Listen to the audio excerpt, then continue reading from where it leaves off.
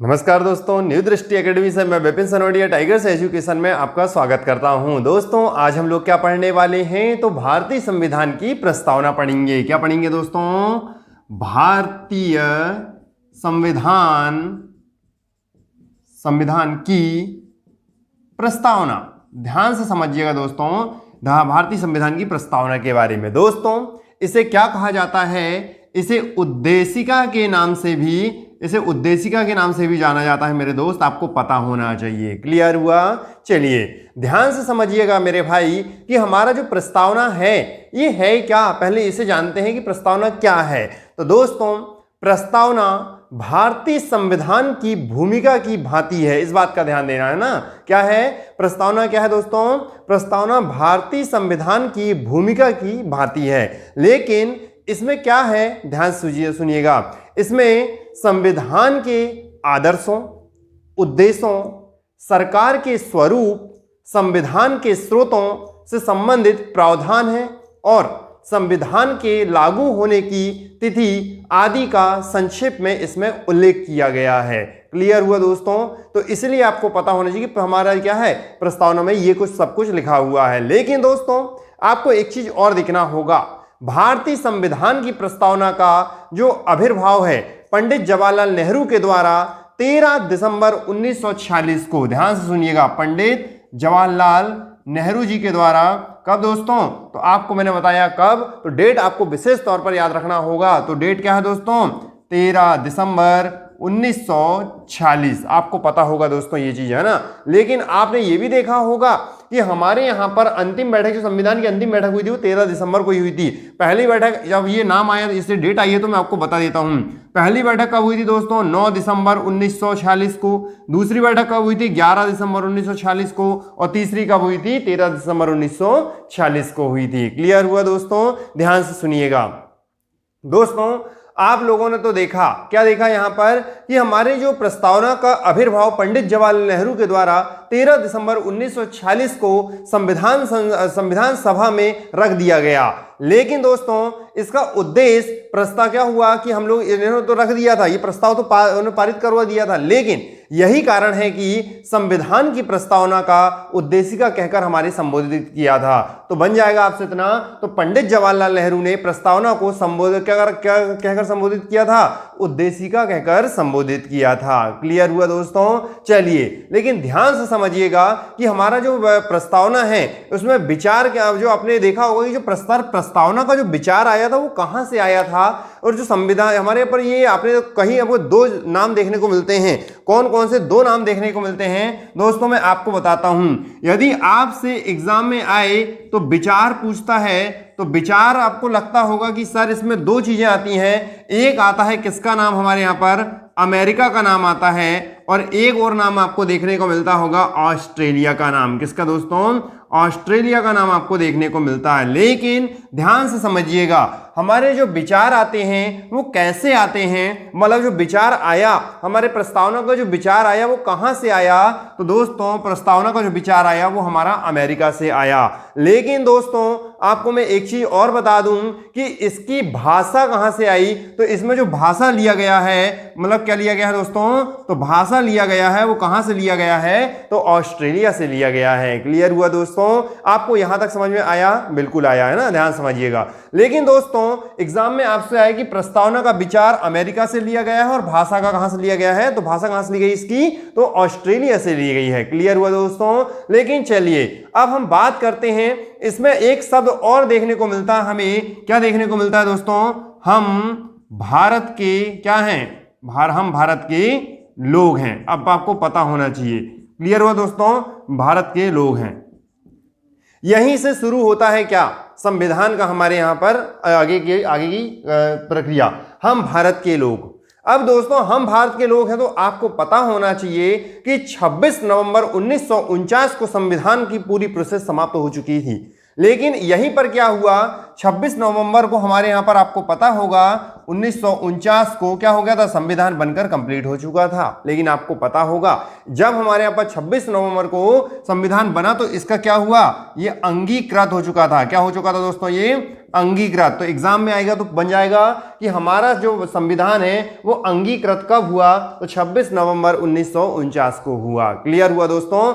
लेकिन एग्जाम में एक डेट और पूछता है दोस्तों कि हमारे यहाँ क्या क्या, तो आपने देखा होगा 26 जनवरी 1950 को क्या हुआ था, तो दोस्तों इस समय लागू हुआ था। क्या हुआ था, संविधान लागू हुआ था। तो दोनों डेट आपको विशेष तौर पर रखना होगा। 26 नवंबर 1949 को अंगीकृत हुआ था, 26 नवंबर 1949 को अंगीकृत हुआ था, 26 जनवरी 1950 को क्या हुआ था, तो ये हमारे लागू हो चुका था। क्लियर हुआ। तो दोनों डेट आपको याद रखना होगा। दोस्तों आपने देखा होगा कि हमारे यहां पर एक संविधान संशोधन हुआ था। कौन सा संविधान संशोधन, तो 42वां संविधान संशोधन हुआ था। तो इसमें क्या हुआ था, ये डेट आपको पता होनी चाहिए कि इसमें क्या किया गया था। तो दोस्तों आपको पता होगा कि 1976 की बात है। कब की बात है दोस्तों, ये 1976 की बात है।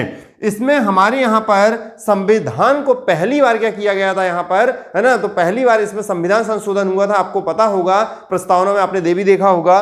फिर इसके बाद आपने देखा दोस्तों कि 1976 में 3 चीजें जोड़ी गई थी। क्या जोड़ी गई थी दोस्तों, तो आपको पता होगा एक जोड़ा गया था समाजवादी। क्या जोड़ा गया था दोस्तों इसमें, है ना, तो मैं यहां पर तीनों चीज बना देता हूं।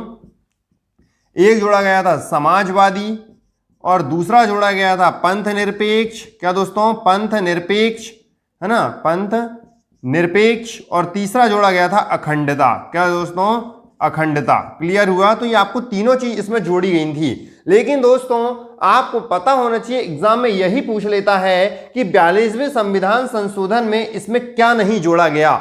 वो आपको तो 3 नाम सेम दे देगा, लेकिन एक और नाम अदर दे देगा। तो आपको क्या करना होगा, अदर में टिक करना होगा। या वो क्या बोल देगा कि इसमें से 42वें संविधान संशोधन 1976 में इनमें से आपको ये एक नाम दे देगा और 3 नाम गलत दे देगा। इस प्रकार से आपके क्वेश्चन क्या होते हैं, सॉल्व किए जाते हैं। क्लियर हो दोस्तों। तो आप लोग इसमें क्वेश्चन बनाना सीखें, और क्वेश्चन बनाने के साथ साथ हमें देखें कि इसमें कितने प्रकार के क्वेश्चन बन सकते हैं। 2 लाइन पढ़े और 2 लाइन के 4 क्वेश्चन बनाना सीखें आप लोग। ठीक है दोस्तों। चलिए, तो अब आपको पता होना चाहिए, यहां तक देखा। लेकिन दोस्तों मैं आपसे एक बात और करना चाहूंगा कि हमारे यहां पर समाजवादी 42 संविधान संशोधन 1976 में समाजवादी, पंथ निरपेक्ष, अखंडता को शामिल तो कर लिया गया, लेकिन इसमें हमारे यहां क्या हुआ, प्रस्तावना के मुख्यतः 3 तत्व देखने को मिलते हैं। किसके दोस्तों, तो मैं यहां पर बात करता हूं प्रस्तावना के 3 तत्व, है ना। तो प्रस्तावना के 3 तत्व, ये 3 तत्व कौन कौन से हैं मेरे भाई, सबसे पहले आप लोग को ध्यान देना होगा। सबसे पहले बात करता हूं संविधान का स्रोत। किसका दोस्तों, संविधान का स्रोत। अब ध्यान से सुनिएगा दोस्तों, क्योंकि यहीं पर से बहुत सारे क्वेश्चन बनेंगे। क्योंकि आपने देखा होगा कि बहुत सारे हमारे पर क्वेश्चन कहां से बन जाए हमें पता नहीं होता है। क्लियर हुआ दोस्तों। तीसरा आपका आएगा संविधान का स्वरूप। संविधान का स्वरूप, ठीक है दोस्तों। लेकिन आपको पता होनी चाहिए एक और है हमारे यहां पर, जिसका नाम है संविधान का उद्देश्य। क्या था, संविधान का उद्देश्य। ठीक है, तो ये था हमारे यहां पर संविधान का उद्देश्य। ध्यान समझिएगा मेरे दोस्त, है ना। ये मैंने 3 भागों में बांट दिया। ठीक है, अब ध्यान समझें। सबसे पहले मैं बात करता हूं संविधान के स्रोत के बारे में। दोस्तों संविधान का स्रोत क्या है, सबसे पहले समझिएगा। संविधान का स्रोत क्या कहता है, हम क्या है दोस्तों, हम भारत के क्या हैं, हम भारत के लोग, भारत के लोग या जनता। क्या दोस्तों, या जनता। अब समझिएगा, हम भारत के लोग हैं। इसमें आपको क्या दिख रहा है, मतलब हम लोग भारत के क्या हैं दोस्तों, लोग हैं। ले अर्थात हम भारत की क्या हैं, जनता हैं। लेकिन आपको पता होना चाहिए संविधान को शक्ति किससे मिलती है, तो संविधान को शक्ति जनता से मिलती है मेरे भाई। समझ रहे हैं आप लोग, है ना। अब ध्यान समझिएगा, क्योंकि हमारा सर्वोच्च में क्या होता है, तो हम लोग बात करें अभी तो हमारे सर्वश्रेष्ठ में है संविधान। क्या है मेरे दोस्त, संविधान है। लेकिन संविधान को शक्ति कहां से मिल रही है, तो संविधान को शक्ति हमारी जनता से मिल रही है। इस बात का ध्यान देना दोस्तों। आपने ये 2 चीज तो देख लिया कि हमारे यहां पर आपको इसलिए क्या है कि संविधान का स्रोत हमें पता होना चाहिए। लेकिन दोस्तों मैं दूसरी बात करता हूं कि हमारे यहां पर संविधान के प्रारूप के बारे में। दोस्तों संविधान के प्रारूप में 5 बातें बातें करूंगा, इन पांचों बातों को आपको क्या करना होगा, ध्यान से सुनना होगा और इसके बारे में आपको डिटेल भी समझा देता हूं। सबसे पहले मैं बात करता हूं संपूर्ण प्रभुत्व संपन्न। क्या बोलता हूं दोस्तों मैं, संपूर्ण प्रभुत्व संपन्न। समझिएगा दोस्तों क्या है ये संपूर्ण प्रभु संपन्न। सबसे पहले मैं आपको बताना चाहूंगा कि हम लोग अपने विदेशी या आंतरिक निर्णय को स्वतंत्रता पूर्वक ले सकते हैं। दोस्तों हम विदेश में की चीजों को हम लोग आराम से उसको क्या करते हैं, स्वतंत्रता प्राप्त है हमें कि हम लोग उनकी जानकारी ले सकते हैं, हमें अपनी आंतरिक जानकारी हम लोग ले सकते हैं। तो दोस्तों अपने विदेशी एवं आंतरिक निर्णय लेने में क्या है, हम लोग स्वतंत्र हैं। यही क्या है दोस्तों, संपूर्ण प्रभुत्व संपन्न कहलाता है। क्लियर हुआ। चलिए मैं दूसरी बात करूंगा दोस्तों आपसे। तो दूसरी बात आपने देखा होगा जिसका नाम सुना होगा सामाजिक। क्या नाम सुना होगा दोस्तों, सामाजिक का नाम सुना होगा, जिसको हम लोग समाजवादी कहते हैं। चलो मैं समाजवादी ही लिख देता हूं, कोई दिक्कत नहीं है ना। तो ध्यान समझिएगा, समाजवादी। ठीक है दोस्तों, समझिए दोस्तों समाजवादी आप लोगों ने देखा होगा कि यहां पर क्या है, जैसे आपने एक हमारे पर बहुत अच्छे व्यक्ति थे जिसका नाम था कार्ल मार्क्स का नाम सुना होगा आप लोगों ने। तो इन्होंने क्या किया था, गरीब और अमीर के बीच में हमारे यहां पर इन्होंने क्या बताया था कि यार एक गरीब और अमीर के बीच को हम लोग कैसे लेवल में ला सकते हैं, इन्होंने ये भी बताया था। तो दोस्तों हमें समाज में क्या होना चाहिए, समाजवादी में क्या था इसमें कि सारे लोगों को हमें क्या करना है, एक करना है। इस बात का हमारे क्या किसने बताया था, ये कार्ल मार्क्स ने बताया था दोस्तों। और ये हमारे गरीब और अमीर के बीच की बात इन्होंने समझाया था। क्लियर हुआ दोस्तों। चलिए अब मैं आपको एक और बता दूं दोस्तों, जिसका हमारे पर पंथ निरपेक्ष है। क्या दोस्तों हमारे यहां पर पंथ निरपेक्ष। तो ध्यान से समझिएगा पंथ निरपेक्ष को, है ना। तो दोस्तों पंथ निरपेक्ष का मतलब होता है राज्य का मतलब जो संबंध होगा वो कोई धर्म से नहीं होगा, इस आपको पता होना चाहिए। तो दोस्तों नहीं तो पता चल रहा है कि हमारा मोहल्ला मुस्लिम वर्ग का है, वो हिंदू वर्ग का है, तो हम वहां नहीं जाएंगे, वो यहां नहीं आएंगे। ऐसा नहीं दोस्तों, मतलब कहने का मतलब यह कि राज्य का संबंध धर्म से नहीं होगा, सीधी बात ये उन्होंने कहा था। क्लियर हुआ दोस्तों। तो आपको पता होना चाहिए इसका संबंध किससे होगा, ओनली जनता से होगा। किससे होगा दोस्तों, जनता से होगा, ना कि किसी धर्म से नहीं होगा। क्लियर हुआ। चलिए लेकिन दोस्तों आपने एक और देखा होगा, चौथे नंबर की बात करूं मैं, लोकतंत्रात्मक। क्या दोस्तों, लोकतंत्रात्मक। अपने ध्यान से देखिएगा दोस्तों कि हमारे यहां पर लोकतंत्रात्मक क्या है। दोस्तों जनता के शासन के लिए ही जानी जाती है, आपको पता होना चाहिए। जनता किसके लिए जानी जाती है हमारे यहां पर, आपको ये भी पता होगा दोस्तों, शासन के लिए जानी जाती है। लेकिन यहां पर लोकतंत्रात्मक में क्या है कि हमारे यहां पर जो भी काम, अब तो लोकतंत्र समझ गए होंगे दोस्तों, लोकतंत्र का मतलब क्या है मैं समझाऊंगा नहीं इससे, क्योंकि बहुत लंबी प्रोसेस आएगी इसकी। चलिए अब मैं बात करता हूं, सबसे पहले आप लोगों ने देखा होगा गणराज्य। किसकी बात करते हैं हम लोग दोस्तों, 5वां नंबर गणराज्य। यहां पर दो नाम आएंगे दोस्तों, गणराज्य और एक गणतंत्र। क्या आएगा दोस्तों, गणतंत्र। अब समझिएगा यहां पर दोनों चीजों को, है ना।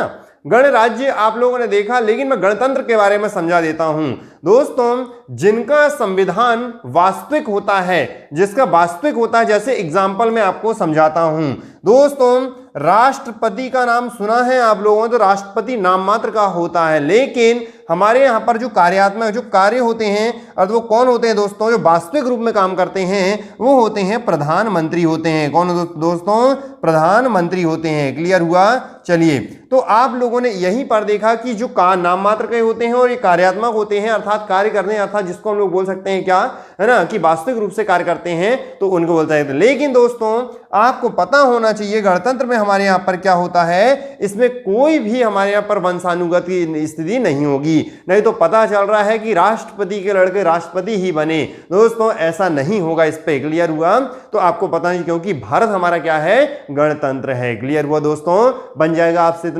तो ये पांचों चीजों को आपको याद रखना होगा, संपूर्ण प्रभुत्व संपन्न, समाजवादी, पंथ निरपेक्ष, लोकतंत्रात्मक, गणराज्य एवं गणतंत्र। क्लियर हुआ दोस्तों। चलिए मैं नेक्स्ट बात करता हूं दोस्तों संविधान का उद्देश्य के बारे में। संविधान का उद्देश्य को भी हमारे यहां पर 5 भागों में बांटा गया है। तो दोस्तों ये 5 भाग कौन कौन से हैं, तो मैं आपको बताता हूं। सबसे पहले हम लोग बात करते हैं न्याय की। किसकी दोस्तों, न्याय की। ध्यान समझना, न्याय को हमारे यहां पर 3 भागों में बांटा गया है। सबसे पहले आप लोगों को पता होगा कि आपने यहीं पर देखा होगा दोस्तों कि हम लोग इसमें सामाजिकता की बात भी करेंगे, आर्थिक की बात भी करेंगे, राजनीतिक की भी बात करेंगे, लेकिन आपको एक एक करके हमें देखना होगा। सबसे पहले हम लोग क्या पढ़ने वाले हैं दोस्तों, तो हम लोग न्याय पढ़ने वाले हैं। तो हम लोग इसमें बात करेंगे, सामाजिक की बात करेंगे, सामाजिक की बात करेंगे, फिर इसके बाद में आर्थिक की बात करेंगे, और आर्थिक के बाद आपको पता होना चाहिए हम लोग राजनीतिक की बात करेंगे। तो दोस्तों आपने ये तीन चीजें देखा, राजनीतिक। अब हम लोग इसमें क्या क्या है, सामाजिक क्या है, पहले हम लोग इसे देखते हैं। दोस्तों आपको पता होना चाहिए ये तीनों चीजें हमारे यहाँ पर कौन सी क्रांति से ली गई थी, ये मैंने शायद आपको, चलिए ठीक है कोई बात नहीं, तो ये हमारे यहाँ पर आपको पता होगा कि रूसी क्रांति से इसे लिया गया था। कहाँ से लाया गया था दोस्तों, इसे रूसी क्रांति से इसे लाया गया था दोस्तों। लेकिन आपको पता होना चाहिए सामाजिक क्या है, सामाजिक न्याय क्या है, इसको देखते हैं। दोस्तों हमारे यहाँ सामाजिक न्याय मैंने आपको बताया था कि हमारे पंथ निरपेक्ष, अर्थात कि हम लोग इसमें क्या कर सकते हैं, समाज को हमारे यहाँ पर एक लेवल में लाना होगा। दोस्तों आर्थिक का मतलब होता है कि हमारे यहाँ पर जो आर्थिक चीजों में विषमता होती है उन्हें हमारे यहाँ पर विषमता को दूर करना होगा। दोस्तों राजनीतिक में क्या है कि राजनीतिक में हमें सबको लेकर चलना है। क्या करना है दोस्तों, सबको लेकर चलना है राजनीतिक में। क्लियर हुआ? तो आपको ये चीज पता होनी चाहिए न्याय के बारे में। लेकिन दोस्तों मैं बात करता हूं स्वतंत्रता के बारे में। दोस्तों हमारे यहाँ पर स्वतंत्रता क्या है, स्वतंत्रता को समझना अति आवश्यक है, क्योंकि दोस्तों स्वतंत्रता से हमारे यहाँ पर ये है, स्वतंत्रता से तात्पर्य ये कह सकते हैं हम लोग कि इसमें क्या होगा कि यदि किसी व्यक्ति है, यदि उसका विकास होगा तो हमें उसको क्या कर देना चाहिए, उसको अपने काम करने के लिए उसे स्वतंत्र कर देना चाहिए। क्यों? क्योंकि यदि उसका विकास होगा तो हमारे देश का विकास होगा। ये समझ में आया दोस्तों? तो आपको क्या लग रहा है हमारे पर कि जो सेकंड नंबर पॉइंट है ये स्वतंत्रता को दर्शाता है। लेकिन दोस्तों आपको एक चीज और बता दें कि हमारे यहाँ पर जो स्वतंत्रता तो है, इसके बाद हमारे यहाँ पर नेक्स्ट पॉइंट की बात करते हैं, समानता की बात करते हैं। किसकी बात दोस्तों? समानता की बात करते हैं। समानता आप लोगों ने देखा होगा, अनुच्छेद हमारे यहाँ पर शायद आपने पढ़ा होगा कभी, तो 14 से 18 तक हमारे यहाँ पर क्या है, समानता का अधिकार आप लोगों ने सुना होगा। ठीक है दोस्तों, चलिए समानता का मतलब क्या होता है? समानता का मतलब होता है कि हमारे यहाँ पर आपने ये देखा होगा कि सारे लोगों के साथ एक समान व्यवहार होना चाहिए। इसमें हमारे पर किसी से भेदभाव की भावना नहीं होनी चाहिए, सबके साथ एक समान व्यवहार हो। क्लियर हुआ दोस्तों? चलिए दोस्तों यहाँ पर एक चीज और नजर आती है, व्यक्ति की गरिमा। क्या नजर आती है दोस्तों? तो व्यक्ति की गरिमा नजर आती है, ध्यान से समझिएगा। तो आपने देखा व्यक्ति की गरिमा। दोस्तों आपने यहां पर अनुच्छेद 21 के बारे में सुना होगा। तो दोस्तों आपने देखा होगा कि हर एक व्यक्ति की एक क्या होती है, गरिमा होती है, हर एक पहचान होती है। लेकिन दोस्तों हम लोग नेक्स्ट बात करते हैं राष्ट्र की एकता एवं अखंडता। किसकी बात कर रहे हैं दोस्तों? राष्ट्र की एकता एवं अखंडता। राष्ट्र की एकता एवं अखंडता, ध्यान से सुनिएगा। अब आप समझ रहे होंगे अखंडता क्या है। दोस्तों मैंने आपको अभी बताया था कि 42वें संविधान संशोधन 1976 के अनुसार हमारे यहां पर क्या किया गया था, अखंडता को जोड़ा गया था। लेकिन दोस्तों आपने इसके बारे में, अखंड का मतलब क्या होता है कि हमारे जैसे यहां बहुत सारी विभिन्नताएं पाई जाती हैं। विभिन्नताएं कैसे? मान लो यहां पर बहुत सारे भिन्न भौगोलिक क्षेत्र देखा जाए, हमारे पर आर्थिक क्षेत्र को देखा जाए, हमारे पास बहुत सारे लोग रहते हैं, अलग अलग धर्म के लोग रहते हैं। मतलब अखंडता में हमारा देश क्या है, एक है। आपको पता होना चाहिए, इसलिए उसको अखंड, वो खंड में क्या है, एक है, इसलिए हम लोग इसको बोलते हैं अखंड। क्लियर है दोस्तों? तो अखंडता हमारे पर क्या है, तो आपको समझ में आ गया। लेकिन दोस्तों मैं बात करूं आपसे यहीं पर बंधुत्व के बारे में। किसके बारे में दोस्तों? बंधुत्व के बारे में बात करता हूं, ध्यान समझिएगा। आपने ये अनुच्छेद की भी बात करें दोस्तों, तो अनुच्छेद हमारे पर 51 का में आप लोगों ने देखा होगा। तो बंधुत्व के बारे में आपको यहां पर देखने को मिलेगा। ठीक है दोस्तों, चलिए। तो दोस्तों यहां पर आपने देखा कि सामाजिक हमारी जो प्रस्तावना के मुख्यतः कितने भागों में बांटा गया है? प्रस्तावना के तत्व को 3 भागों में बांटा गया है। अब ये कौन कौन से थे? सामाजिक क्या था, संविधान का स्रोत, संविधान का स्वरूप और संविधान का उद्देश्य। तो ये तीनों चीजों को आपको देखना होगा, क्योंकि दोस्तों संविधान का जो स्रोत है हम भारत के लोग अर्थात जनता से है, और हमारे यहाँ पर भारतीय संविधान का स्वरूप क्या है? संपूर्ण प्रभुत्व संपन्न है, समाजवादी है और पंथ निरपेक्ष, लोकतांत्रात्मक और गणराज्य तथा गणतंत्र है। लेकिन दोस्तों संविधान का उद्देश्य क्या कहता है कि न्याय को 3 भागों में बांटा गया है, सामाजिक, आर्थिक और राजनीतिक। स्वतंत्रता, फिर समानता, फिर व्यक्ति की गरिमा, और क्या था, राष्ट्र की एकता, है ना, एवं अखंडता और बंधुत्व था। दोस्तों आपने ये अभी देखा, लेकिन अब हम लोग यहीं पर से आपने देखा कि हम लोग यहां से आगे बढ़ते हैं। तो दोस्तों आप लोगों ने एक व्यक्ति का नाम सुना होगा, NA, है ना, किसका नाम सुना होगा दोस्तों, NA पालिका वाला। आपने इसका नाम तो सुना होगा ना दोस्तों, पालिका वाला, नहीं सुना, बिल्कुल कोई दिक्कत नहीं, नहीं सुना होगा तो भी कोई दिक्कत नहीं। पालकी वाला क्या है दोस्तों, ये पालकी वाला जानते होंगे, कभी सुना होगा, कभी नेट में सर्च करिएगा इनके बारे में अच्छे से आप, है ना।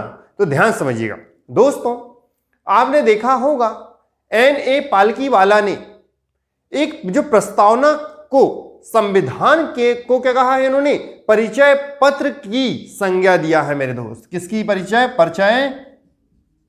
पत्र की संज्ञा दिया है, यह आपको पता होनी चाहिए दोस्तों। तो यही एग्जाम में आ जाएगा कि परिचय पत्र की संज्ञा किसने दिया है, किसको दिया है, तो NA ने दिया है, NA पालिका वाला ने दिया है। क्लियर हुआ दोस्तों, और किसको, प्रस्तावना को। समझ आया। चलिए नेक्स्ट दोस्तों, आपने अलादी का नाम सुना होगा, किसका नाम सुना होगा, अलादी, औलाद का नहीं दोस्तों, अलादी का नाम सुना होगा, ठीक है दोस्तों। चलिए अलादी का नाम सुना होगा, तो अलादी ने क्या कहा, तो दोस्तों दीर्घकालीन सपनों का विचार कहा। क्या कहा इन्होंने, दीर्घकालीन सपनों का विचार। अब दोस्तों ये क्या है, दीर्घकालीन सपनों का विचार, सपनों का विचार। दोस्तों आपको पता है, यदि आप कोई चीज विचार कर रहे हैं, यदि बहुत भविष्य का लेके विचार कर रहे हैं कि यार मुझे बुढ़ापे होते तक, मेरी अभी 20 साल की उम्र है और मुझे बुढ़ापे होते तक मुझे क्या करना है, तो दोस्तों आप क्या कर रहे हैं, दीर्घकालीन सोच रहे हैं कि यार मुझे इतना कुछ करना होगा, मुझे इतना कमा के रखना होगा, तो मैं ये करूंगा वो करूंगा, अर्थात आप दीर्घकालीन सोच रहे हैं। बस सेम यही कंडीशन हमारे संविधान में हुआ। तो दोस्तों हमारे यहाँ पर किन्होंने, अलादी जी ने बहुत अच्छा सोचा। इन्होंने क्या कहा कि अब हमारा संविधान तो है, अब इसे हमें लंबे समय तक चलाना है, तो इन्होंने ही विचार करके क्या बनाया, संविधान के प्रति बात रखी। तो दोस्तों दीर्घकालीन सपनों का विचार है, किसने कहा, ये हमारे पर अलादी जी ने कहा है। क्लियर हुआ दोस्तों। चलिए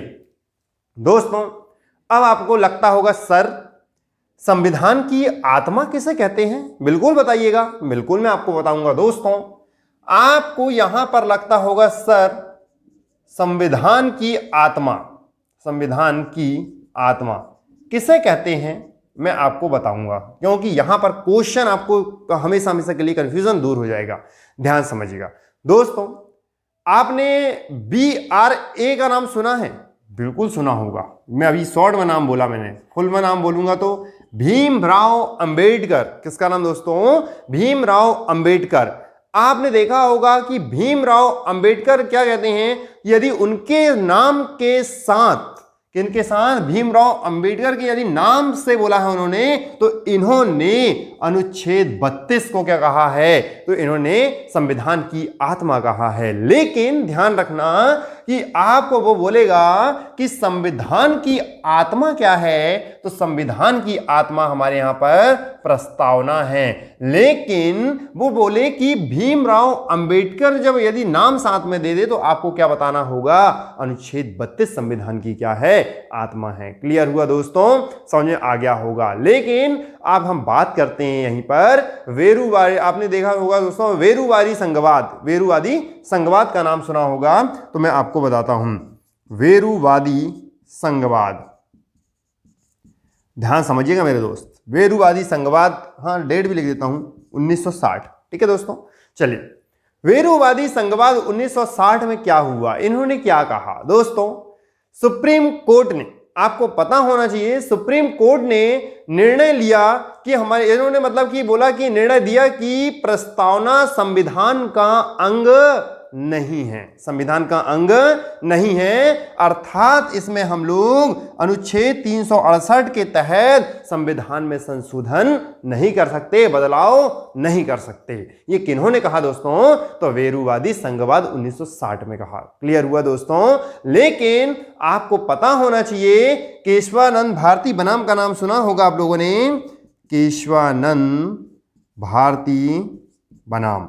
ध्यान से सुनना दोस्तों, इन्होंने 1973 में क्या कहा, इन्होंने कहा कि हमारे सुप्रीम कोर्ट ने कहा कि इस प्रस्तावना का संविधान का अंग है, इसे हम लोग क्या कर सकते हैं, इसमें बदलाव कर सकते हैं, लेकिन इसमें मूल ढांचे में परिवर्तन नहीं कर सकते। ये किसने कहा मेरे दोस्त? तो ये हमारे यहां पर केशवानंद भारती बनाम जी के द्वारा कहा गया, केरल में। कहां पर दोस्तों? केरल। क्लियर हुआ? तो केरल आपको बन जाएगा दोस्तों यहां तक, लेकिन ध्यान से समझिएगा। आपने यहां पर तो देख लिया, लेकिन राज्य के धर्म के प्रति व्यवहार के आधार पर इसे 3 भागों में बांट दिया। दोस्तों, राज्य के धर्म के प्रति व्यवहार के आधार पर हमें 3 भागों में बांट दिया, तो मैं यहीं आपको एक एक करके समझाता हूं। सबसे पहले समझिएगा मेरे दोस्त, इसमें आपको देखने को मिलेगा नास्तिक राज्य। सबसे पहले मैं राज्य को 3 भागों में बांटा उन्होंने। नंबर 1 नास्तिक राज्य। ये नास्तिक राज्य क्या है दोस्त? सबसे पहले मैं आपको बताता हूं दोस्तों। राज्य की सभी मतलब ये राज्य हैं जो सभी धर्म को विरोध करता है। जैसे एग्जाम्पल मान लो, एग्जाम्पल मानिएगा, मैं कहां का हूं, यदि मैं जहां पर रहता हूं वो राज्य है एग्जाम्पल, और ये पूरा एमपी में क्या है कि मान लो यहां पर मुस्लिम वर्ग ज्यादा है तो यहां पर मुसलमान का विरोध, हिंदू वर्ग ज्यादा है तो हिंदू का विरोध, मतलब सारे धर्मों का विरोध करा जा रहा है। इसलिए दोस्तों आपको पता होना चाहिए ऐसे राज्य को नास्तिक धर्म राज्य के नाम से जाना जाएगा, या नास्तिक राज्य के नाम से जाना जाएगा। लेकिन दोस्तों एक राज्य और आता है जिसका नाम होता है सैद्धांतिक राज्य। सैद्धांतिक राज्य जैसे एग्जाम्पल, वे राज्य जहां पर धर्म क्या हो दोस्तों, धर्म का विरोध तो ना हो, लेकिन ऐसा राज्य जिसका अपना एक धर्म हो, अपना एक धर्म हो, ऐसे राज्य को सैद्धांतिक राज्य कहते हैं। जैसे एग्जाम्पल आपने श्रीलंका का नाम सुना होगा, ये एक सैद्धांतिक राज्य है। क्लियर हुआ दोस्तों? लेकिन आपने एक और देखा होगा धर्मनिरपेक्ष। किसका नाम दोस्तों? धर्मनिरपेक्ष। नाम से ही समझ में आ रहा है ऐसे राज्य जो धर्म के मामले में क्या है, तो आपको पता होना चाहिए दोस्तों, तटस्थ रहते हैं, अर्थात जिसका कोई भी धर्म ना हो, ऐसे धर्म को धर्मनिरपेक्ष के नाम से जाना जाता है। जैसे एग्जाम्पल भारत। हमारा भारत क्या है दोस्तों? तो आपको पता होना चाहिए क्या है, तो जो हमारा भारत दिख रहा है ये धर्म निरपेक्ष है। समझ में आया मेरे दोस्त? तो ये क्लियर दोस्तों, ये था हमारा संविधान की प्रस्तावना। मिलेंगे नेक्स्ट वीडियो के साथ। आज के लिए इतना ही। Thank you.